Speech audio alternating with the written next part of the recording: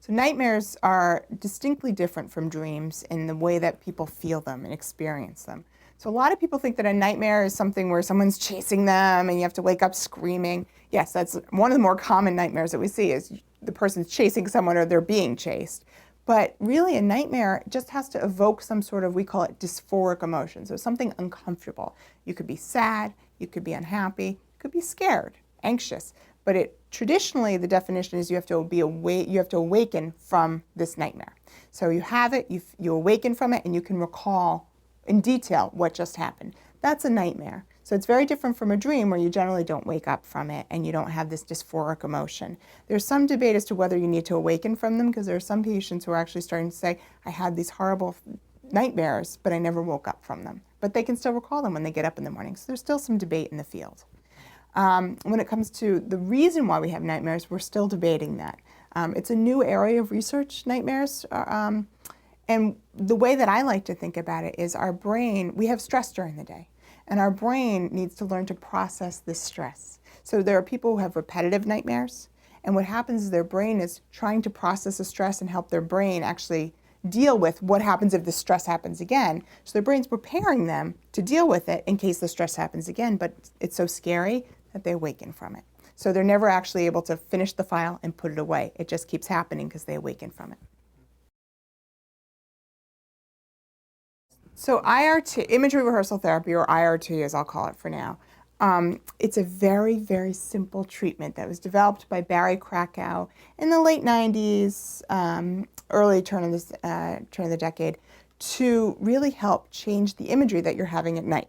So we think of it as imagery during the day, seeing things, picturing things in your head, painting a picture, is very similar to imagery at night.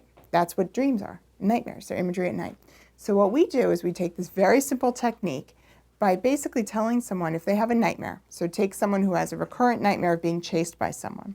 We'll have them come in and we'll say to them, okay, now take that nightmare, tell me what it is, but now I don't want you to think about it anymore. Just take it almost like it's on a piece of paper and throw it out. Change that nightmare any way you want. You can change a tiny bit of it, you can change the whole thing. Doesn't matter, and I'm not the one to tell them how to change it. It's their dream that they're making. So change it any way you want to make it it can be neutral, it can be positive, whatever. So the person chasing them, it could be a very scary experience. What they would do is, for example, I had a patient yesterday who changed his nightmare from him being chased to actually having his two younger brothers chasing him around in his old apartment, and they were playing.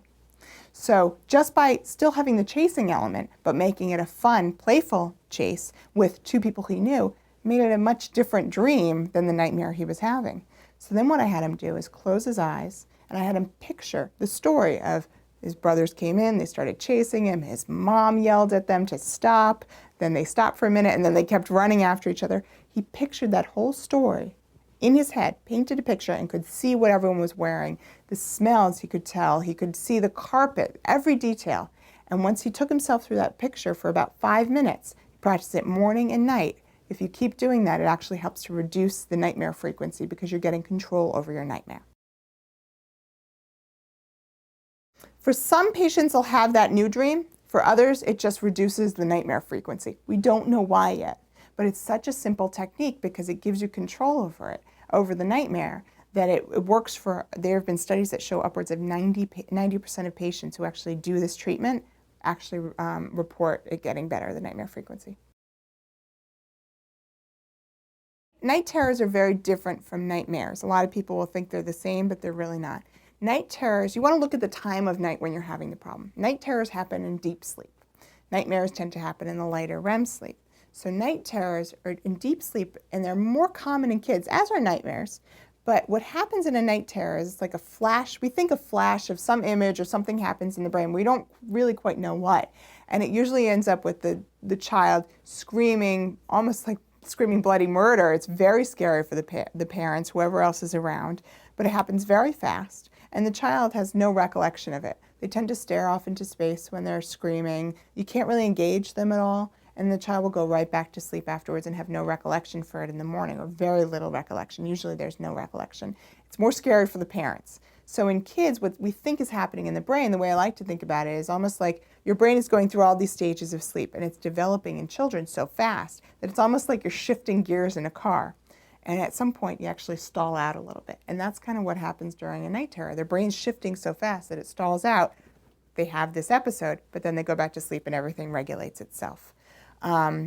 Very common in kids, like I said. It tends to get better as you get older. Now, there are some night terrors that happen in adults, and if it starts as an adult and you never had them before, then there might be other things that are happening. There might be anxiety, depression, stress, and that's when you might have more of a thorough psychological evaluation.